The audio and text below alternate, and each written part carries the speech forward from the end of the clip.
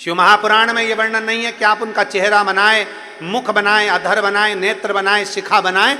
ये शिव महापुराण में वर्णन नहीं है। शिव महापुराण में तो केवल इतना वर्णन है कि आप अगर गमले की भी मिट्टी का शिवलिंग बना रहे हैं तो वो पार्थिव शिवलिंग है। यहाँ चेहरा बनाने की जरूरत नहीं।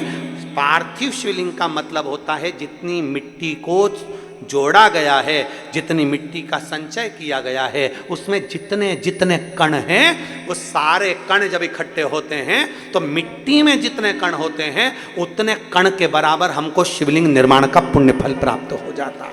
इसलिए पार्थिव की महत्व, पार्थिव की महत्वता क्यों है? तो ये इधर करते हैं कि नहीं करते हमको नहीं मालूम। हरतालिका करते हैं इधर, हरतालिका। तो हरतालिका जब करते हैं तो हरतालिका में बालू का या मिट्टी का शिवलिंग बनाते हैं। क्यों बनाते हैं? ये माताएं बालू का शिवलिंग, मिट्टी का शिवलिंग क्यों बनाती है? उसका कारण, सोमवार का 16 सोमवार करते हैं तो बालू मिट्टी का शिवलिंग बनाते हैं। 16 सोमवार कर रहे हैं तो मिट्टी का शिवलिंग है। हरतालिका कर रहे हैं तो मिट्टी का शिवलिंग है। अन्न पूजन कर रहे हैं तो मिट्टी का शिवलिंग का मतलब है छोटा छोटा कण कण कण कण, उसको पानी में मिलाकर इकट्ठा करा जाता है, फिर शिवलिंग का निर्माण करा जाता है। मतलब ढेर सारे हजारों शिवलिंग हम एक साथ पूजन नहीं कर सकते, तो पार्थिव बना लेते हैं तो उसमें कण कण कण कण ढेर होते हैं, तो हजारों शिवलिंग का फल हमारे खाते में प्राप्त हो जाता है। हजारों शिवलिंग का।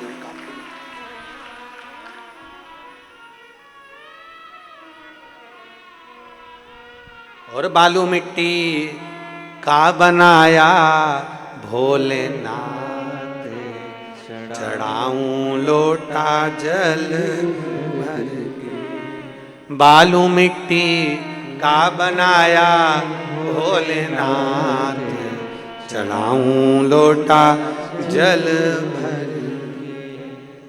चढ़ाऊं लोटा जल भर, चढ़ाऊं लोटा जल भर के। बालू मिट्टी का बनाया भोलेनाथ, चढ़ाऊं लोटा जल भर के। शिव को जल समर्पित। पार्थिव बनाओ, उसमें चेहरा बनाने की जरूरत नहीं है। पार्थिव बनाओ, उसमें आंख नाक मुख बनाने की जरूरत नहीं है। पार्थिव बनाओ, उसमें नंदी भी बनाने की जरूरत नहीं है, क्योंकि नंदी के रूप में तो आप और हम शंकर के चरणों में 24 घंटे पड़े हुए हैं। पार्थिव बनाओ, जलाधारी बनाओ, शिवलिंग बनाओ, उसका पूजन कर लिया, शिव स्वीकार कर लेते हैं। स्वीकार।